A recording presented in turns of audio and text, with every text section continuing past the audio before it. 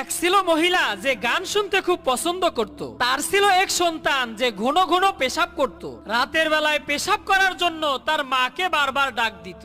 মা একদিন ঘন ঘন পেশাব করা সেই সন্তানকে বলল, প্রতিদিন বারবার পেশাব করব শুনতে ভালো লাগে না, আজ থেকে রাত্রিবেলায় পেশাব আসলে বলবা গান বলবো। এরপর থেকে যখন ওই পেশাব আসতো তার মাকে বলতো, মা গান বলবো। তার মা তাকে পেশাব করিয়ে নিয়ে আসতো। কিন্তু বিপদ তো হইল সেই দিন যেই দিন ছেলেটা তার নানার সাথে ঘুমিয়েছিল। হঠাৎ মাঝরাতে নানাকে ডেকে বলছে, নানা আমি গান বলবো। নানা হাজি সাহেব মানুষ, গান টান শুনতে তো পছন্দ করে না। নানা বলল, গান বলা ভালো না, চুপচাপ ঘুমাও। নাতি কিছুক্ষণ চুপ করে রইল। কিছুক্ষণ পর লাফ দিয়ে উঠে বলে, নানা আমাকে গান বলতেই হবে, না হলে বিপদ। নাতি যখন ছাড়ছেই না তখন নানা বলল, ঠিক আছে তুই আমার কানের কাছে এসে আস্তে আস্তে গান বল। নাতি এবার নানার কানের কাছে গিয়ে মেশিন চালু করে দিল।